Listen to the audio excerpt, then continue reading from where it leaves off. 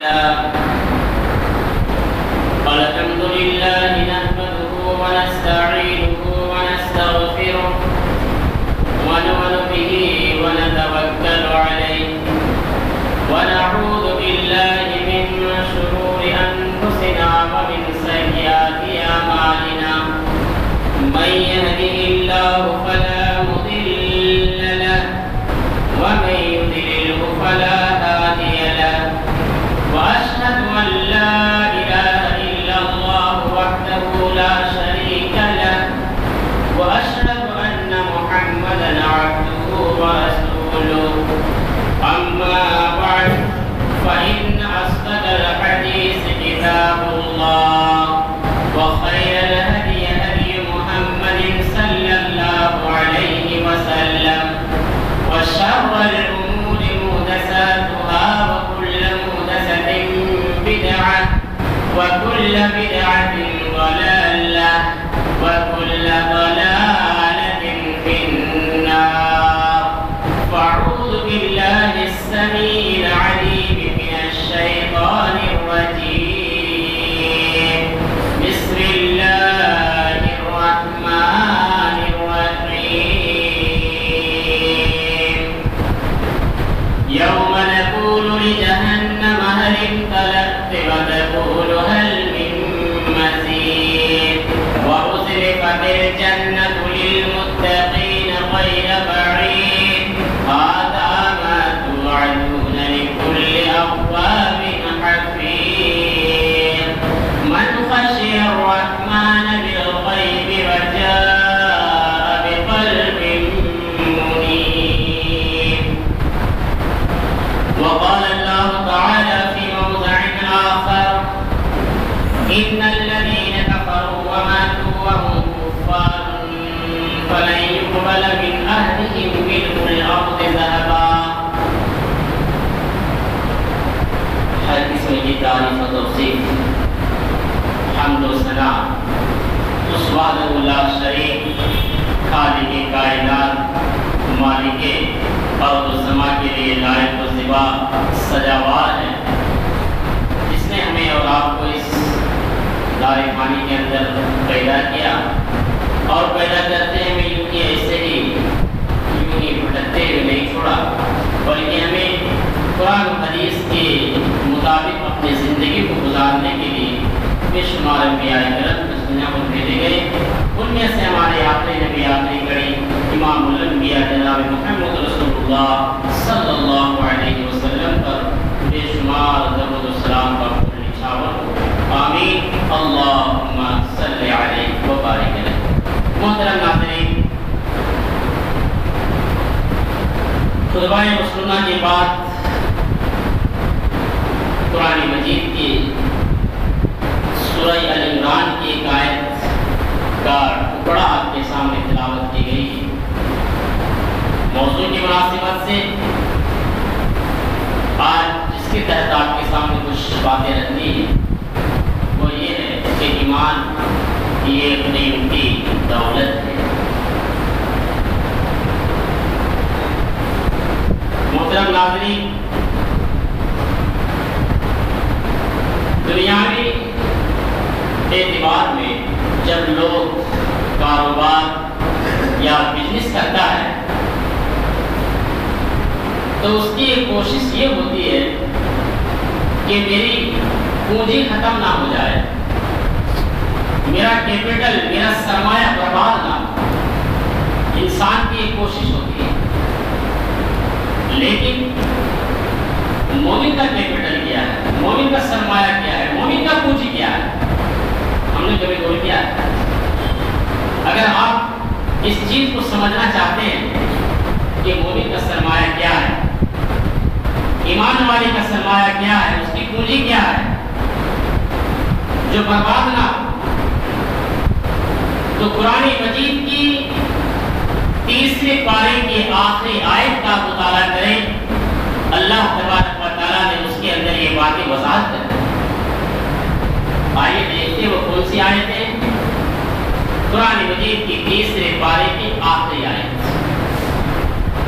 إن الذين كفروا وماتوا وهم كفار میرے بندو جو دنیاوی زندگی کے اندر کفر کی حالت میں انتقال کر جائے، مر جائے، ان الذین کفروا وماتوا وهم کفار، جو کفر کی حالت میں مر جائے، ایمان نہ لا سکے، اللہ رب العالمین کہتا ہے کہ اے میرے بندو جو دنیاوی زندگی کے اندر 60 یا 70 سال زندگی ملنے کے بعد اگر وہ اپنے آپ زندگی کو ایمان سے نہیں جانچا، ایمان کو پہچان نہیں پایا، ایمان کی قدر قیمت کو وہ جان نہیں سکا اور شیطان کے نرک کے دلدل میں پڑ کر کے کفر کے حالت میں ان کی موت ہو گئی،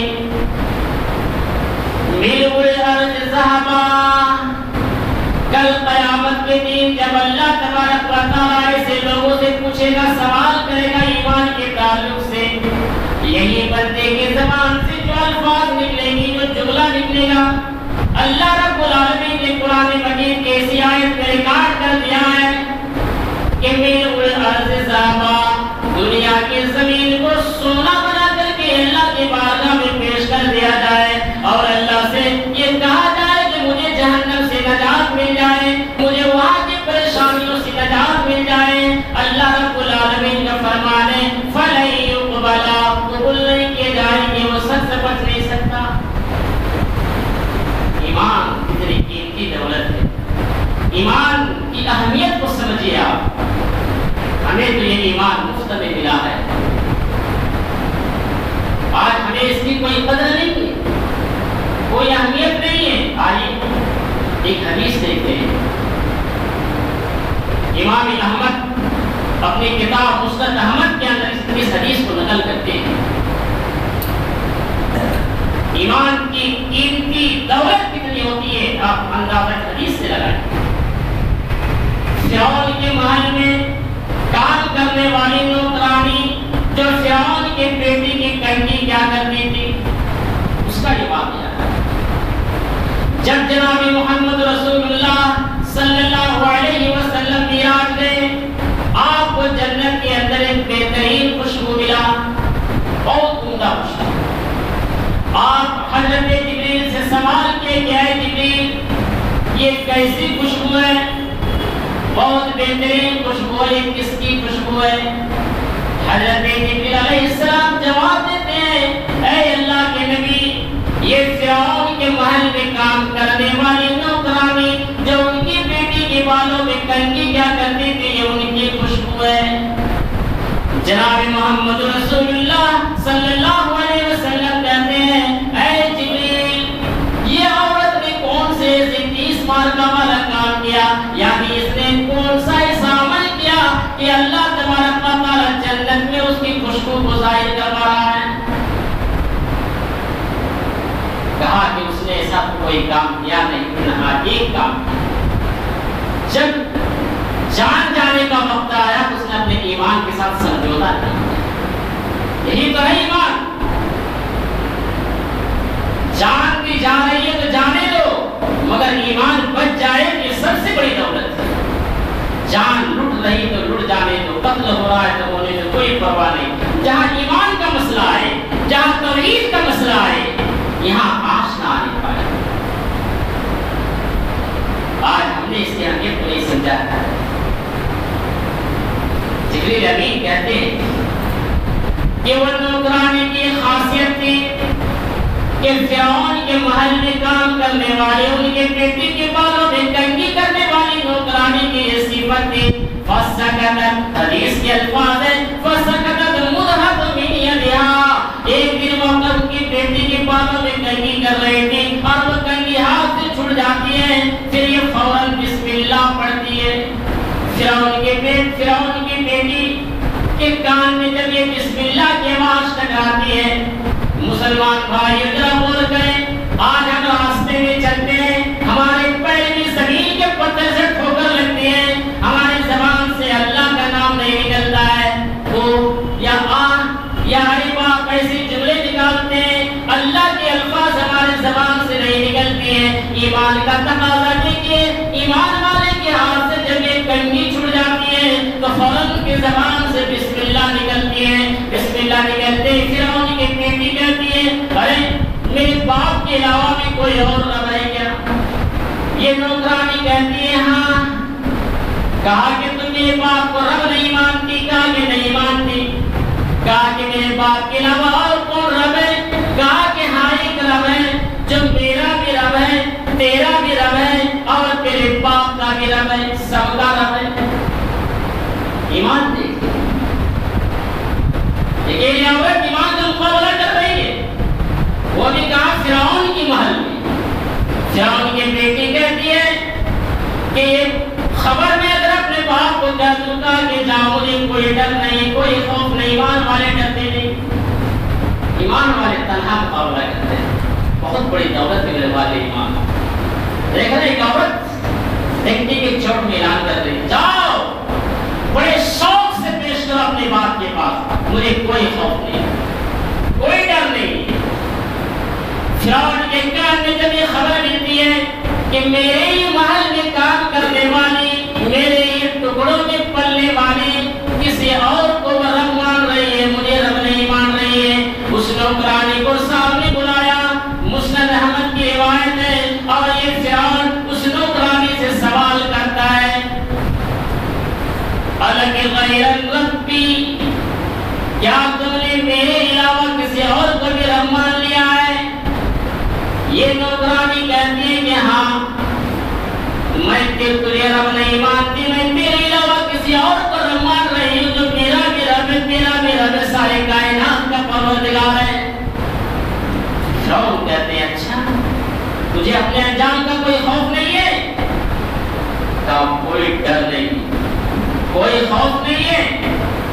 میرے بھائی اس نقطے پر ذرا غور کرو، جو ایک نوکرانی معمولی کام کرنے والی مزدور کے ایمان کا جائزہ لیتی ہے، یا اپنی موت کو گلے لگا لیتی ہے، کئی بچے بھی ان کو قتل کر دیا جاتا ہے، آگ میں جلا دیا جاتا ہے۔ فرعون یہ دھمکی دے رہا، ایمان سے نکلنے کی باتیں کر رہا ہے اور کہہ رہا ہے کہ تم مجھے رب مان لے۔ کہا کہ اے فرعون، میں تجھے رب نہیں مانتی، اے عورت تجھے پتا ہے کہ تیرا انجام کیا ہونے والا ہے۔ کہا کہ اے فرعون، تو میرے انجام کے بارے میں نہ کہا کر، تو پہلے اپنے انجام کے بارے میں غور کر لیا کرے کہ کل میدان محشر میں تیرا کیا انجام ہونے والا ہے۔ مجھے تو اپنے انجام کے بارے میں بخوبی معلوم ہے۔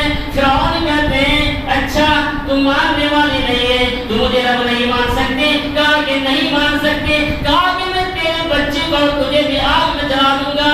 کہا کہ اے فرعون، بڑے شوق سے جلا لو، جو بھی کرنا ہے کر لو۔ میرے بھائیوں، یہی تو نقطہ مجھے بتانا تھا کہ ایمان ایک ایسی قیمتی دولت ہے، موت بھی حاضر ہے سامنے، لیکن ایمان والے اپنے موت کو گلا لگا لیتا ہے، مگر ایمان کے ساتھ کبھی بھی سمجھوتا نہیں کرتا ہے، ایمان کے ساتھ کبھی بھی کھیلواڑ نہیں کرتا ہے، ایمان کبھی اپنا مذاق اور ٹھٹا نہیں بناتا ہے۔ آج ہم کیسے مسلمان ہیں، آج ہم کیسے ایمان والے ہیں، آج جب ہمارے گھروں میں کوئی پریشان نظر آ جائے، جب ہمارے بھائی یا ہمارے باپ یا ہمارے بہنیں کسی ایسے جنات یا شیاطین کے جال میں پھنس جائے یا ایسے ہاوی کا مبتلا ہو جائے، آج ہمارا ایمان اتنا کھوکھلا ہو چکا ہے، آج ہم اتنے کمزور ہو چکے ہیں، آج ہم اتنے بزدل ہو چکے ہیں کہ اگر کسی نے کہہ دیا کہ یہاں ٹھیک ہونے والا نہیں ہے، فلانا مزار میں چلے جاؤ، فلانا بابا کے پاس چلے جاؤ، وہاں تمہیں وہ صحیح سے اتار دے گا، وہاں اس کو ٹھیک کر دے گا۔ آج مسلمانوں، بڑے افسوس کے ساتھ مجھے یہ کہنا پڑ رہا ہے، اپنے آپ پر مجھے یہ شرم محسوس ہو رہی ہے، ایک نوکرانی سے سیکھے ایمان کا جائزہ کیا ہوتا ہے۔ ایک کام کرنے والی نوکرانی اپنے جان کو گوا دیتا ہے، لیکن اپنے ایمان کے ساتھ سمجھوتا نہیں کرتی ہے، اپنے ایمان کے ساتھ کھلواڑ نہیں کرتی ہے، موت کو گلے لگا لیتی ہے۔ آج ہمارا ایمان اتنا کمزور ہے کہ ہم باباؤں کے پاس چلے جاتے ہیں، نظر و نیاز کرنے لگتے ہیں، چادر چڑھانے لگتے ہیں، وہاں جھکنے لگتے ہیں، اور نہ جانے کیا کیا کام کر لیتے ہیں جو اللہ تبارک و تعالیٰ کو پسند نہیں ہے۔ یہ ایمان کے ساتھ کھلواڑ ہو رہا ہے، ہمارے ایمان مضبوط نہیں ہے، ہمارے ایمان پکا نہیں ہے، ہم صحیح مثالی مسلمان اب تک نہیں بنے ہوئے ہیں۔ ہم حدیث اور قرآن کی باتیں تو ضرور سنتے ہیں، ہم مسلمان گھرانے میں ضرور پیدا ہوئے ہیں، لیکن ابھی ہم نے ایمان کو جانچا نہیں ہے، ایمان کو پہچانا نہیں ہے۔ ایمان کی اہمیت کو سمجھیے، ایمان کی حفاظت کے لیے یہی ایمان ایک ایسی دولت ہے کہ فرعون کے محل میں کام کرنے والے نوکرانے آگ میں جلنے دوبارہ ہو جاتی ہے، مگر اپنے ایمان کے ساتھ یہ سمجھوتا نہیں کرتی۔ کون سی ایمان آج ہمارے پاس؟ صرف ہم مسلمان بن گئے، جمعہ مسجد آ گئے، عید بقرعید کی نمازیں پڑھ لیے، پنجے میں پنجابی ٹوپی اور مرغا اور بکرے توڑنے میں آ گئے، بس یہی حال ہے مسلمان۔ ہم نے کون سی ایسی قربانی دی اب تک؟ ہمیں تو کوئی قربانی نہیں دینا پڑا، بس اپنے ایمان کی اصلاح کرنی ہے۔ وہ اصلاح آج ہم سے نہیں ہو رہا ہے، وہ سدھار نہیں ہے ہمارے اندر آج۔ صحابہ کرام نے اس ایمان کی حفاظت کے لیے، اس ایمان کے تحفظ کے لیے، جو مسلمان گھرانے میں پیدا نہیں ہوئے تھے، غیروں کے گھر میں پیدا ہوئے تھے، جب ایمان جیسی لذت کا پتہ چلا تو اپنی جان کو گوا دینا گوارا سمجھا، مگر ایمان کو کبھی کھلواڑ نہیں کیا، سب کچھ لٹا دیا۔ مگر ایمان اگر بچ گیا تو سب کچھ بچ گیا۔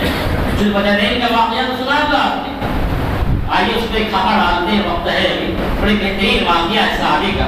ذوالبجرین جو اسلام لائے اور بکری چلایا کرتے تھے، لیکن قرآن سیکھ لی، قرآن کی تلاوت گنگنا رہے ہیں، لوگوں نے سنا، اس کے چچا سے شکایتیں کر کہ تیرا بھتیجا اسلام میں آ گیا ہے، ایمان والا بن گیا ہے۔ اچھا، بھتیجے کو بلایا، کہا کہ میں جو سن رہا ہوں کیا وہ سچ ہے؟ کہا کہ ہاں چچا آپ نے سچ سنا ہے۔ کہا کہ نکل جاؤ محمد کے دین سے، ایمان کو نکال لے۔ کہا کہ چچا گلا لگا لیا ہوں، اسلام کی لذت آ چکی ہے، ایمان کی مٹھاس پا چکا ہوں، اور حدیث کہتی ہے حلوۃ الایمان، جسے ایمان کا لذت آ جائے، ایمان کا مزہ مل جائے، وہ دنیا میں کسی اور چیز کو نہیں دیکھتا، ایمان ہی سب کچھ ہو گیا۔ کہا کہ چچا نکل لگوا ہے۔ کہا کہ اچھا، کہا کہ ہے ذوالبجرین تو جس کے سامنے کھڑا ہے پتہ ہے کہاں؟ کہا کہ ہاں اپنے چچا کے سامنے کھڑا ہوں۔ کہا کہ تیرے جسم میں جو لباس ہے وہ کس نے دیا؟ کہا آپ نے۔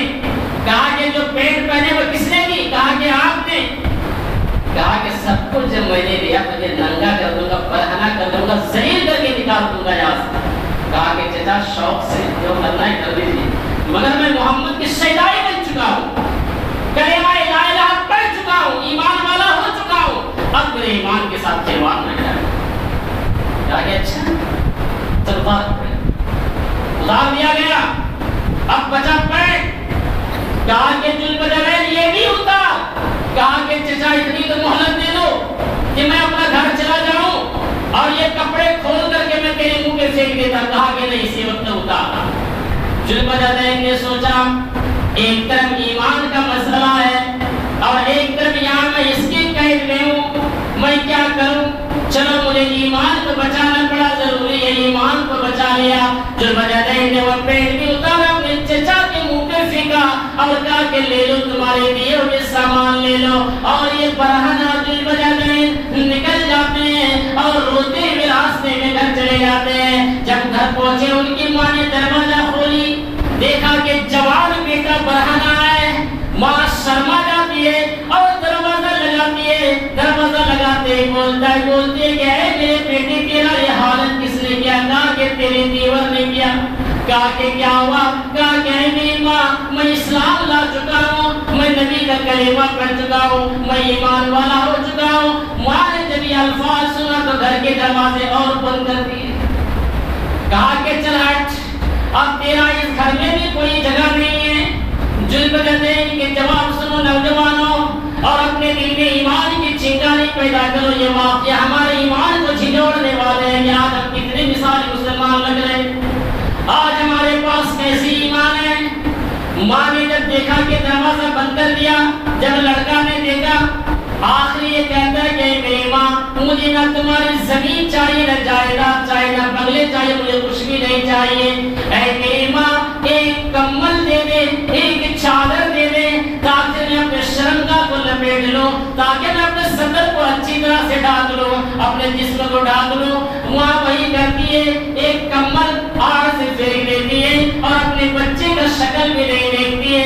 ذوالبجرین روتے روتے نکل جاتے ہیں۔ جب رات ہوتی ہے اسی کمبل کو یہ دو ٹکڑے کر لیتے ہیں۔ مسلم کے الفاظ میں آیا ہے کہ دو ٹکڑے کیے تھے، اسی لیے ان کا نام ذوالبجرین پڑ گیا۔ اور حقیقت میں جب اللہ کے نبی کے پاس پہنچے تو آپ نے ان کا نام الرحمن رکھ دیا تھا۔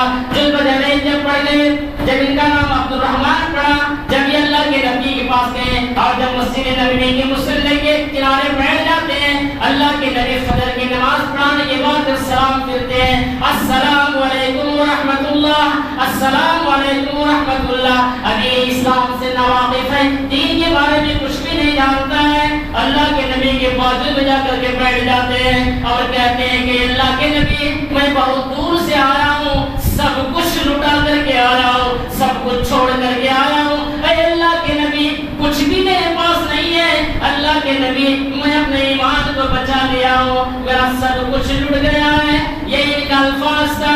جناب محمد رسول اللہ صلی اللہ علیہ وسلم جواب دیتے ہیں، اے ذوالبجرین تم نے بہت عقل مندی کی کام کی ہے، تم نے کچھ بھی نہیں کیا ہے، تم نے کچھ بھی نہیں اٹھایا ہے، تم نے دنیا میں سب کچھ ٹھوکریں مار دی ہے، لیکن تم نے سب سے قیمتی دولت کو لے کر کے آیا ہے، سب سے قیمتی جوہر کو لے کر کے آیا ہے، اور وہ ہے ایمان کی دولت۔ یہ سب سے بڑی دولت ہے، یہ سب سے بڑی ہتھیار ہے ایمان۔ جس کے پاس ایمان نہیں ہے وہ انسان کھوکھلا ہے، وہ کچھ بھی نہیں ہے، اس کی حقیقت میں دنیا میں انسان کا باڈی نظر آئے گا، انسان کا شکل نظر آئے گا، وہ بڑے دنیا میں دولتوں کے حساب سے لے لو، روپیوں کے حساب سے لے لو، دنیا میں کسی اور شہرت کے معاملے میں لے لو، کوئی اور چیز لے لو، سب کچھ میں وہ نمبر ون ہو سکتا ہے، لیکن ایمان اگر نہیں ہے، ایمان اگر مضبوط نہیں ہے، ایمان اگر کھوکھلا ہے، میں آج اس ناگور کے ممبر میں مجھے اعلان عام ڈنکے کے چوٹ میں کرتا ہوں، وہ انسان کی کوئی حیثیت نہیں ہے،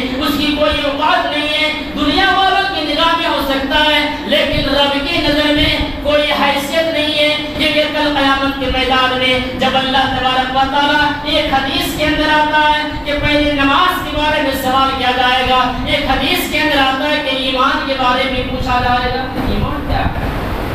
آج ہم نے سمجھا ہی نہیں، ایمان آسان سمجھ لیے، ایمان اتنے آسان نہیں ہے۔ اس نے سب کچھ لٹایا ذوالبجرین نے، اور یہ کچھ کہا کہ ایمان تم نے بچا لیا، سب سے بڑی دولت ہے۔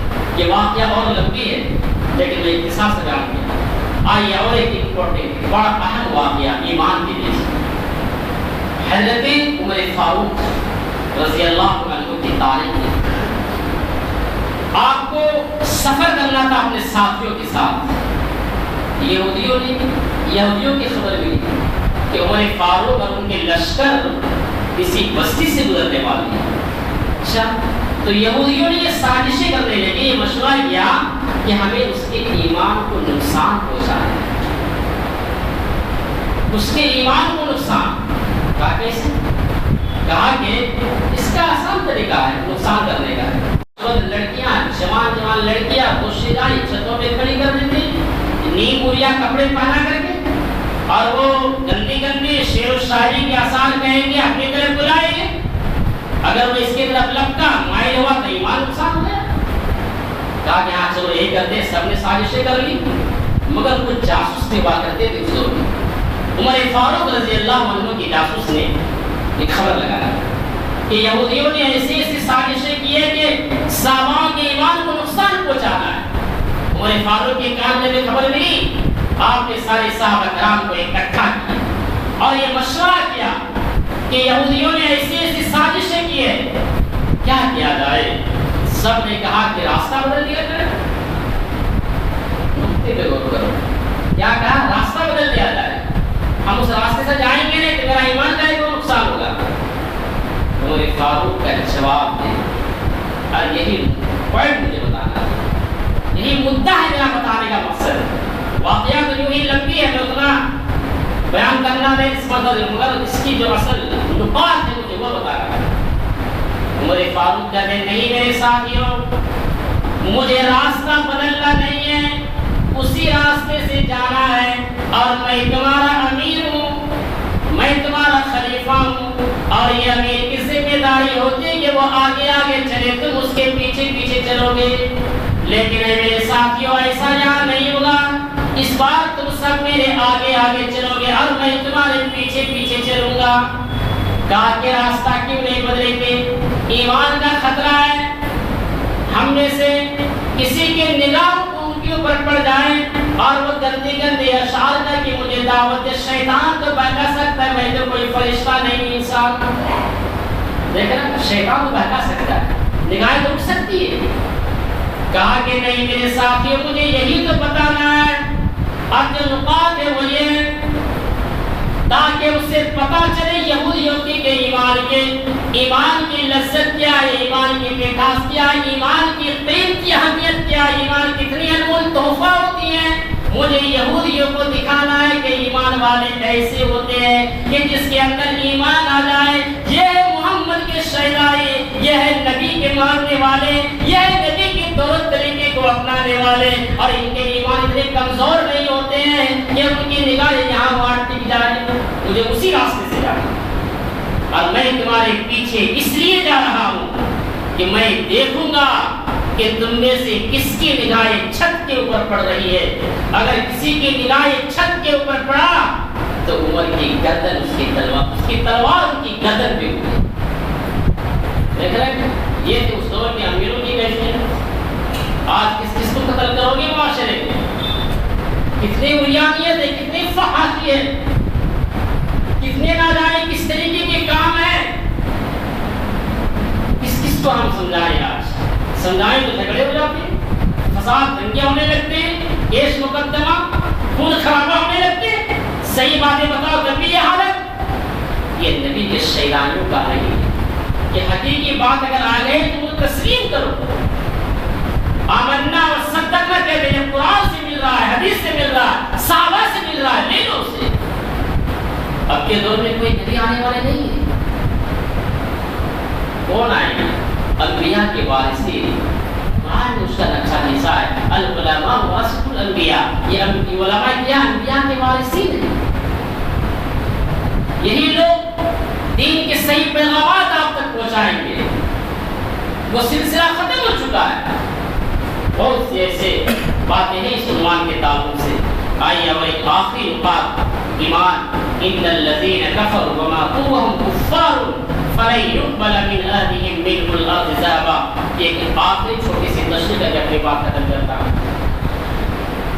میرے بھائیوں، حقیقت میں ایمان یہ اتنا انمول تحفہ ہے، یہ اتنا انمول قیمت زیور اور ہتھیار ہے.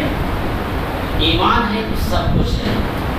ایمان ہے تو اللہ کی مدد بھی ہے، اور ایمان اگر نہیں ہے تو اللہ کی مدد نہیں آئے گی.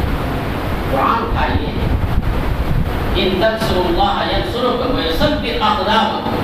مگر جو آتی ہے وہ ثابت قدمی پر. آئے ثابت قدمی کس پر ہوتی ہے؟ کس پر چلتے ہیں؟ وہ ایمان والے.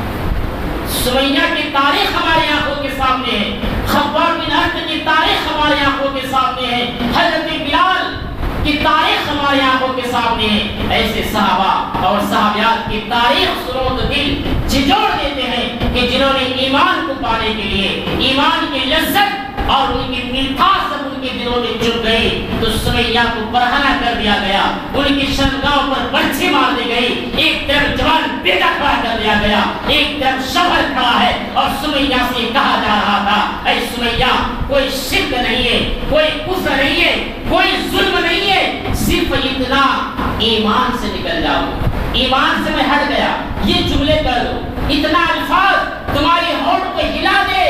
سمیہ کہتی ہے اے ظالمو تم ایک جان کی بات کیا کر رہا ہے؟ میرے جسم کو چھلی چھلی کر دیا جائے، مجھے بوٹی بوٹی کر دیا جائے، مجھے کیڑے کیڑے بنا دیا جائے، تب یہ سمیہ گوارا نہیں کرے گی کہ اپنے ایمان کے لذت جس کے دلوں میں گھس چکی ہے. میں جنت کا منتظر ہوں، میرے آنکھیں جنت کو ٹک رہی ہے دیکھنے کے لیے، وہ دکھائی دے رہا ہے. اے مکے کے ظالموں تم ایک جان کی کیا بات کرتا ہے؟ تم ہزاروں سمیہ جیسے اردو پر ظلم کر لو. یہ ایمان آ چکا ہے، یہ ایمان کی لذت ہے، یہ ایمان کی مٹھاس ہے، اسے کوئی برباد نہیں کر سکتا. آج نہیں ہمارے پاس ایسا. یہاں وہاں جا کر کے چھو چھا کر کے درگاہوں میں تعویذ ڈھونڈ دے، ایک مصیبت ہو تو 3 تعویذ. اچھا اس نقطے کو بتا کے اپنی بات ختم کروں گا، وقت ہو چکا ہے تو معاف کیجیے گا. 3 تعویذیں 4 تعویذیں گلے میں کمر میں ہر جگہ لگا دی.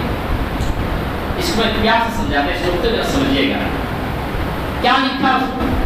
اب کہو گے مصحف قرآن کی آیتیں تو ہے، اچھا مان لیا قرآن کی آیتیں، اب اگر آپ کو پکڑا دیا جائے قرآن، سمجھیے بات، بہت سے لوگ بات سمجھتے نہیں ہیں، الٹی الٹی باتیں پھیلاتے معاشرے میں، صاحب نے امام صاحب نے ایسے ایسی تقریریں کر دی، پہلے نقطے کو سمجھیں۔ اگر آپ کو پکڑا دیا جائے قرآن اور کہا جائے جا تو بیت الخلا کو سب قرآن کو لے کر، آپ جاؤ گے کیا؟ جلدی جگہ پہ ہوگی نعوذ باللہ، یار اللہ کی اتنی عظیم کتاب اسے پکڑ کر وہاں جائے کیا؟ ایک جاہل سے جاہل طبقہ بھی دل گوارا نہیں کرتا ہے، نہیں کرتا گوارا، کتنی عظیم کتاب ہے، سب جانتا ہے قرآن۔ اب آپ کی قوم کیا کہتی ہے؟ یہ تو قرآن کی آیتیں دکھائیں انسان، جب سوچو عقل لگا کر کے، قرآن کی آیت ہے، اب اسے لے کر کے بیت الخلا جا رہے ہیں، ناپاک جگہوں پر بیٹھ رہے ہیں اس آیت کو لے کر کے، بیویوں سے ملاقاتیں ہو رہی ہیں اس آیت کے ذریعے سے، آپ کی عقیدہ ہے کہ یہ لگایا ہوں تو ٹھیک، یہ نہیں ہے تو غلط، یہی تو ایمان کی کھوکھلا کرتا ہے، یہی تو ایمان کی بزدلی ہے، یہی تو ایمان کی کمزوری ہے۔